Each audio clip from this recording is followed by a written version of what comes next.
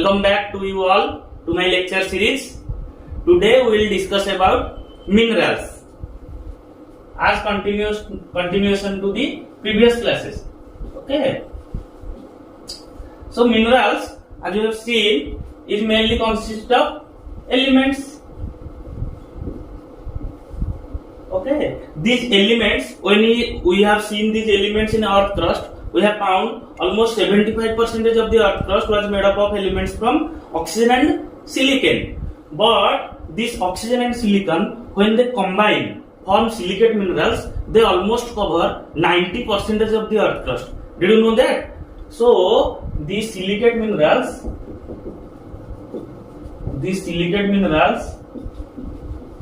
cover almost 90% of the earth crust minerals. Okay. So it is important also to know then about the silicate minerals. So in silicate minerals, the main building block or we can say foundation of all the silicate structures is what? Silica tetrahedra.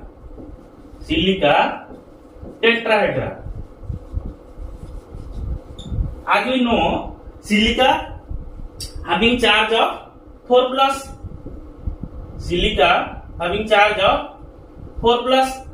and oxygen having charge of 2 minus. So one silicon atom will combine with 2 oxygen atoms. This will form SiO2. But in nature, this is the secret lies here. In nature, the one silicon atom combines with 4 oxygens. This will be, the negative valence will be then minus 4 charge. So this silicate tetrahedral structure is the foundation or building block. So why this silicate tetrahedral then is a simple structure forming such a minerals? Because this is the most stable one. I have also with me one 3D structure. If you see, this is a silica tetrahedral structure. If we will draw this silica tetrahedral on the whiteboard, we can get this type of figure. Okay, just look at this 3D figure. We can see in central there is silicon atom and 4 corners are constituted by 4 oxygen atoms which are equidistant from the central silicate ion. Okay, we can see, but in whiteboard we can't draw this 4th one. So we are drawing like this one. Don't get confused. Okay, this structure appears very simple, but this is not the simple one. As we can see, also this structure is called as tetrahedral. This structure is called as tetrahedral. But you just think, why we are calling it as tetrahedral? Because of 4 oxygens? No. The students often get confused. They thought tetrahedral means 4 oxygens. They will be more confused with octahedral atoms. Okay. So here what happens? This is a 4 triangular faces. You can see this oxygen, and this oxygen. This will form a triangle. This one will form a triangle. This will form a triangle, and the below one will be form a triangle. So there are 4 triangular faces. So that's why it is called as tetrahedral, because of 4 triangular faces. Mainly the tetrahedral appears for the different, how many face groups are there, how many faces are there. Okay, don't get confused.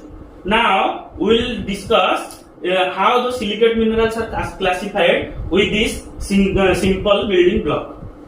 Okay, we will discuss about the classification of silicate minerals. If we see the classification, first group of silicate group minerals are called as Nesosilicates or Orthosilicates. their structural arrangement, if we see structure, this is single tetrahedron.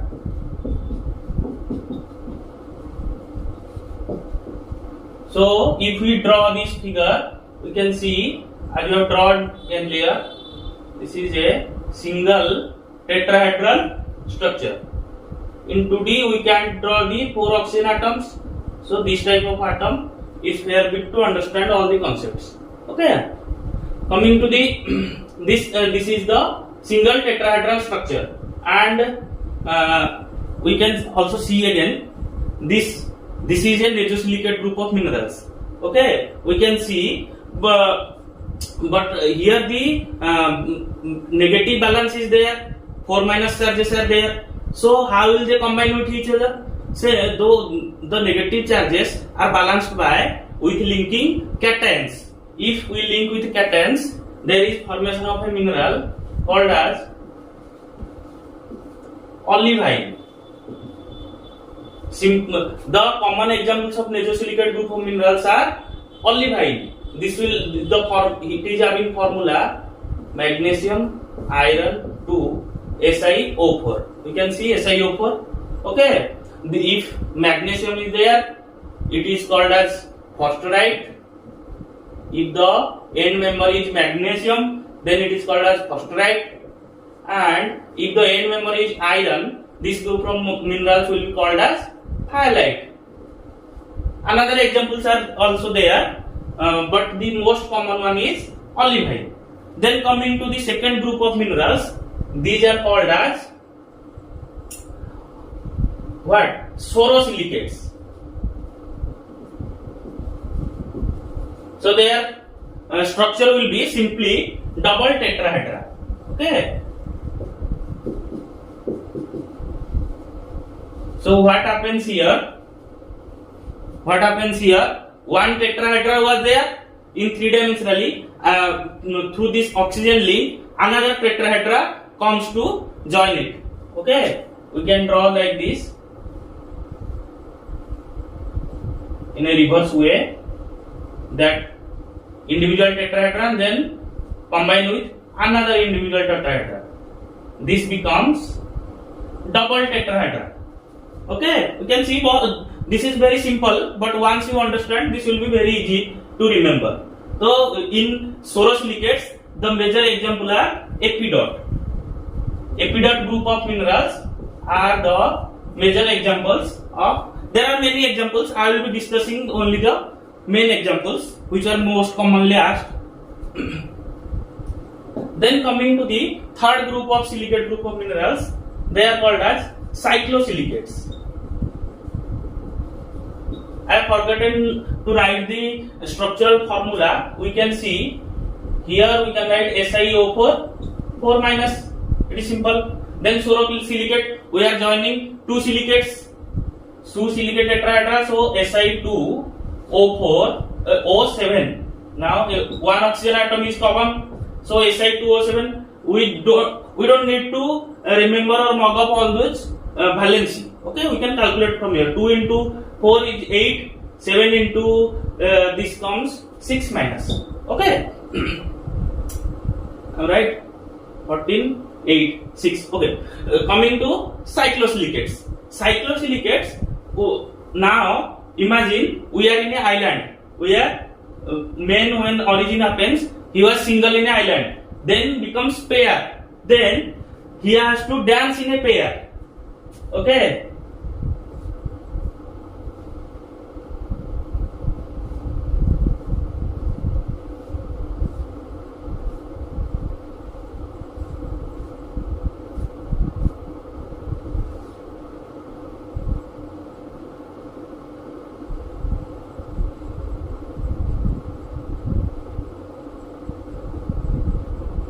It is not look like a cycle, but you have to make it like a cycle. Okay, like a ring structure, the tetrahedral are arranged. We can simply say the foundation is the silicon tetrahedral. All the play is happening from silicon tetrahedral. You are single, then you become pair, then he has to dance in a cyclic ring fashion. So here double tetrahedron become cyclic. The structure becomes cyclic or ring-like structure. Okay. The common examples are beryl. Then coming to the fourth group of minerals. Now he danced in a circle. Now he has to others will also have to join. Then we will see the inosilicates. Inosilicates are chain-like substances. Okay, the structure is chain-like. There is formation of single chain. Then it is chain-like structure. Okay, if there is formation of single chain, then the structure will be if I am drawing. Okay, I have also available with me one structure. I have come with this structure from the lab. We can see this is a chain. Okay, we draw.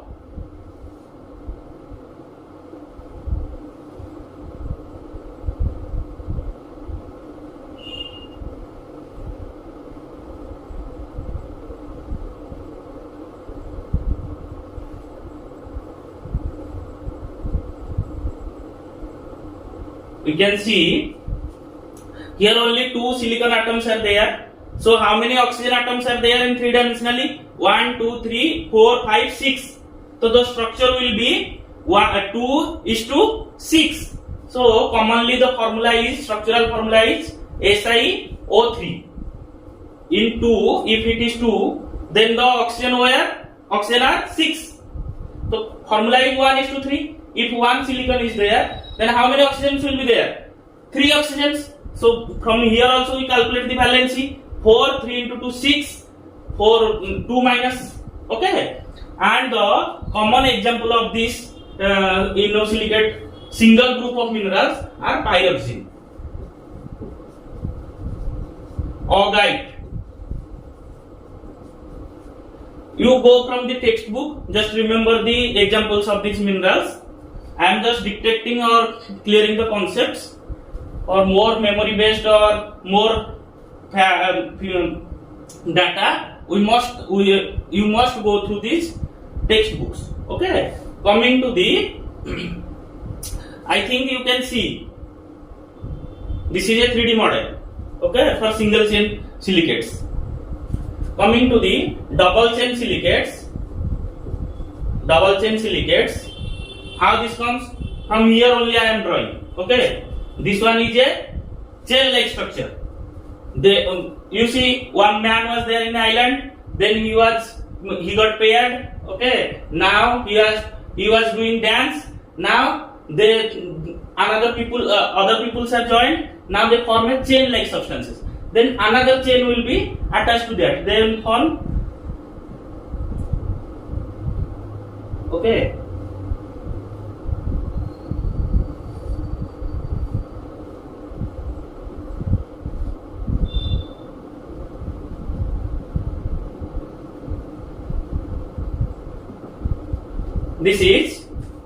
This oxygen group is common to both the silicon tetrahedra. Okay, so the common formula here it is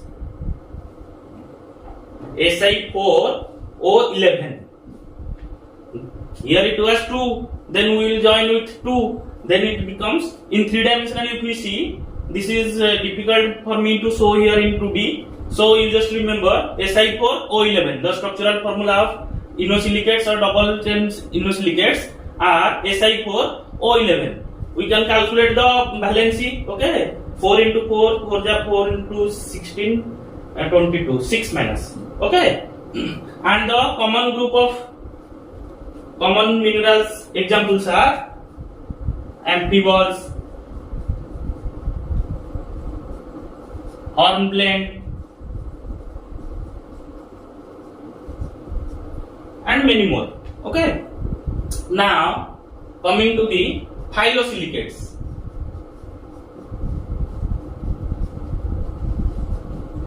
Phyllosilicate, what happens? Now they were dancing in a paired way, forming chains. Now the another chain will be here. It is one chain. Okay. To it another chain will be joining. In phyllosilicates, we will discuss it in a better way in soil clay mineralogy. Okay, where I will be giving you structure all those clay minerals. Yes, remember this phyllosilicate group of minerals are the most important group of silicate minerals, because all those clay minerals we will study further. They will come under this phyllosilicate group. So the common formula here is Si2O5. So what will be the valency? 2 into 4 6 into 10 4 minus. No, sorry. 2 into 4 8 10 2 minus. Okay. So there are so many examples. So it is better to leave here the structural structure because it is difficult for me to make. I will try to show in further classes if possible. The common examples are, we all know, kaolinite, montmorillonite, etc. All those clay minerals. Then coming to the most advanced, or we can say complicated group of silicate clays are the Tectosilicates.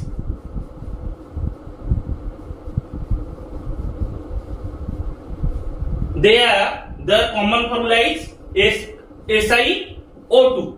They form framework-like structure. And phyllosilicate form layer-like structure. Okay. Luckily, there is a 3D model available with me for this Tectosilicate. You can see all the oxygen and silicon atoms are shared. Here only oxygen was shared. Here we can say silicon is bit shared. Here 3 oxygens were shared in double chain. In single chain 2 oxygens were shared. Okay. So here we can see all the silicon and oxygens were shared in a complicated manner, in a 3-dimensional way. You can see. Okay. You just imagine. Try to replicate in your mind. It is very difficult to draw this figure in a 2D structure.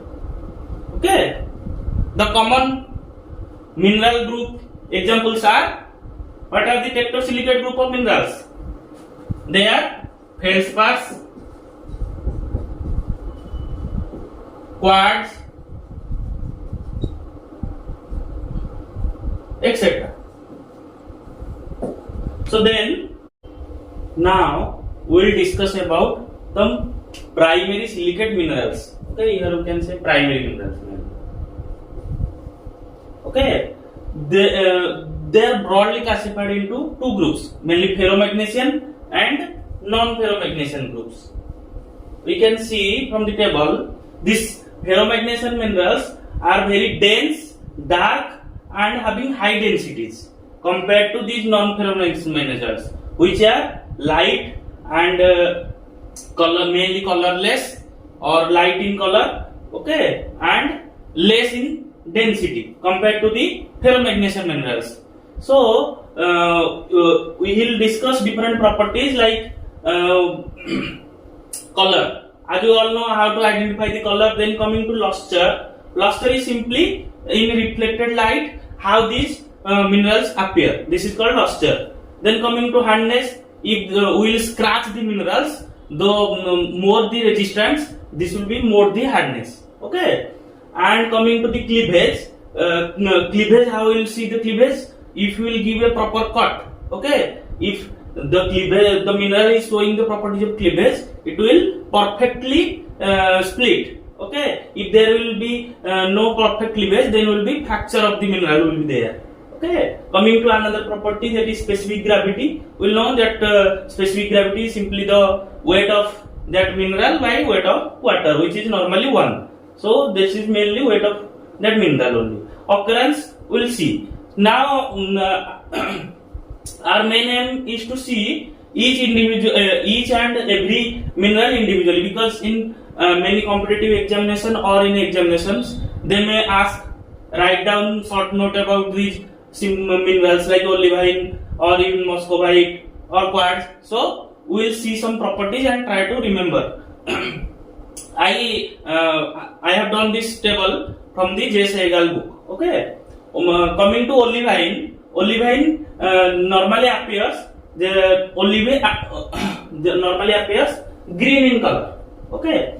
This olivine having green color and shows luster of vitreous. Okay, vitreous or glassy. We can say glassy. Okay. Hardness scale, it shows 6.5 to 7. It shows no cleavage if the cut is there, and the specific gravity is 3.3 to 4.7. You can observe from this table each individual properties for each silicate primary minerals. Okay. Coming to pyroxene, which is also appears dark green color, having vitreous luster, hardness having 5 to 6. But we can see the cleavage occurs in a perpendicular or 90-degree direction. Okay, there is proper cleavage is there in case of pyroxene. This type of questions may be asked in objective. Okay, be careful. Coming to specific gravity, it is having specific gravity of 3.2 to 3.3, and it mainly occurs from the basic, ultra basic and igneous rocks. Okay, this will finally alter to what? Chloride and or serpentine and epidot. Okay, then coming to amphibole, which is normally appears green and black color. Okay, which having luster, vitreous, on hardness on Mohs scale shows the hardness of 5 to 6, and if we split if cut is given, split is given, then it will be in two directions, nearly equals to 120-degree direction, another one is 60-degree direction. It will split. Okay, specific gravity of this amphibole is 3 to 3.4, and mainly occurs from which rocks? Igneous or metamorphic rocks. Mainly of acidic igneous rock. Granite is there na, so it alters to serpentine and chloride. Coming to another group of minerals, this biotite. This normally appears black to dark green in color, and shows the property of luster in pearly. Okay, and hardness is low 2 to 2.5. It is large and thin. I have remembered the formula for hardness in a way that TGC half QTCD. From this formula, you can remember measure hardness index. Okay, Mohs scale. Okay, T means talc, G means gypsum, C means calcite, F means fluorite, F means apatite. This F is feldspar. Quartz is this is quartz. This is what? Topaz. This is corundum. This is diamond. So from this there are many questions asked. Like in our time, it asked what is the hardness in Mohs scale of quartz. Okay, what is the hardness of this feldspar? So you must remember this hardness scale. Then coming to the non-ferrous minerals, this muscovite is white, appears white or colorless. Okay, having luster of pearly and hardness having 2 to 2.5, and the cleavage is normally large and thin. Okay, then it also has a origin from igneous, sedimentary and metamorphic rocks, but it alters finally to clay. This is important. Okay, muscovite and altered to clay. There we can clearly, these two are called as mica. So the question from here may be asked, which one is black mica? Simple, biotite. Okay, because it is dark green in color and black in color and dense material. Which one is white in color or white mica? We can say muscovite. This is very simple. Then coming to the feldspar group of minerals, they are orthoclase, anorthite, another one is missing, which one is albite. Albite formula is sodium Al Si3O8. Okay, you can remember these are the feldspar group of minerals. If in exam is asked a short note about feldspar, we will write about these three and the properties we can see. We can remember from this table. Okay. Coming to quartz, which is the most resistant mineral. Yes, another assignment for you. You should draw a neat and clean diagram of stability series of minerals, so that you can remember. I am not going to draw because from here only I can tell you which one is the hardest mineral, that is quartz. Okay, which one is the softest mineral, then olivine. As we come from here to upper to lower portion, we can see the hardness is increasing. Okay, you just remember, that is most important. Okay. Then in quartz we can observe also the cleavage plane is absent because it is a framework like structure. It is very difficult for after cleavage they will be spreading in perfectly perfect manner. Okay, and the specific gravity is 2.56. You remember this. Okay, and also here written, it is the most resistant mineral. So in this way, I think 1 to 2 point is missing from here. We can say in earth crust, these ferromagnesian minerals almost constitute how much? Up to these ferromagnesian minerals, olivine, pyroxene, amphibole, almost constitute how much? Almost constitute 11%. Let me check. Sorry, 16.8%. This constitute 16.8% in earth crust, and this muscovite and biotite mica, okay, these constitute 3.6%. I am telling the fact from the J. Saigal book. Okay, and the feldspar quartz, these are the Tectosilicates. They constitute almost 61% from the earth crust. This one is most important, frequently asked question. Okay, just remember. And here I have not mentioned, here we will mention primary minerals. There are another secondary group of minerals, which are the clay minerals. They constitute almost 11.2%. Secondary minerals or clay minerals, they constitute almost 11.6% of earth crust. By summing all this, we can say the left 6%. This 6% will be your accessory minerals. 6% will be your accessory minerals. Why these are accessory minerals? Because these are not very much essential. Okay. The major examples of accessory minerals are apatite. I am not writing down the formula. Epidote. Okay, etc. Just remember 1 to 2 main examples, that is necessary. Now we have known about minerals. Next class we will see about weathering.